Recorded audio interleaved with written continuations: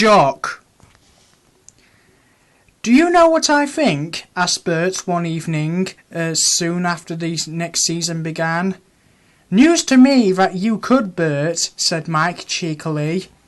"I suppose it would be," retorted the Blue Engine, "never having done any thinking yourself." Rex chuckled, and he and Mike waited. "Well, go on," prompted Mike at last. "Aren't you going to impress us with your thoughts after all?" He winked at Rex. "Something," Bert announced, "is going on in the workshop." "Work?" suggested Rex innocently. Bert took no notice.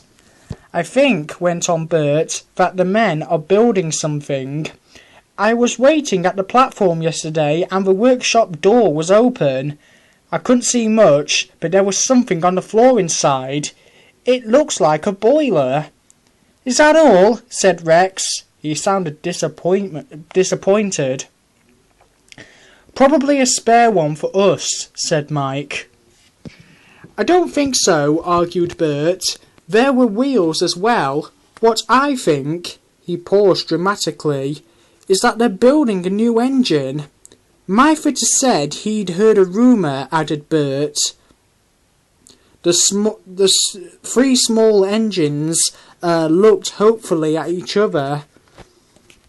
"About time too," said Rex. "What's the new engine's name?" Mike asked his driver the next morning. "How did you know about the new engine?" the driver asked. "It's supposed to be a secret." They told him.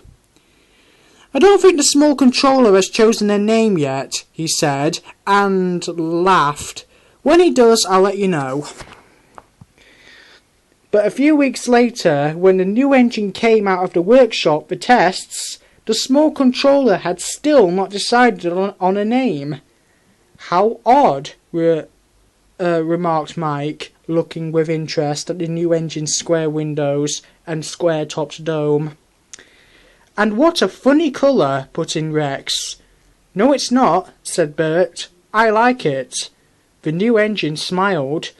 "So do I," he said. "My driver says it will be different in the end.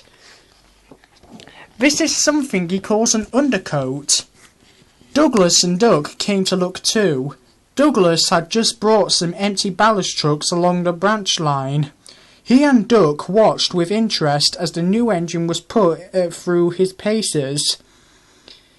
"He puts me in mind of my old days in Scotland," Douglas remarked. "Some o' the engines in the Highlands were yon colour, jocks we used to call them."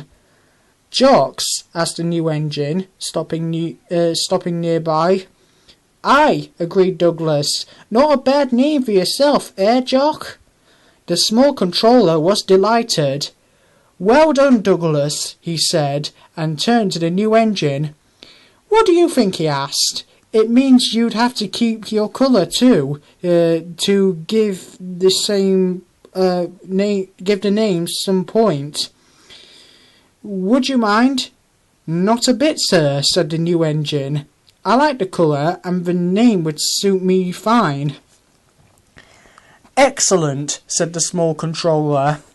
That's settled then. Thank you, Douglas. A splendid idea."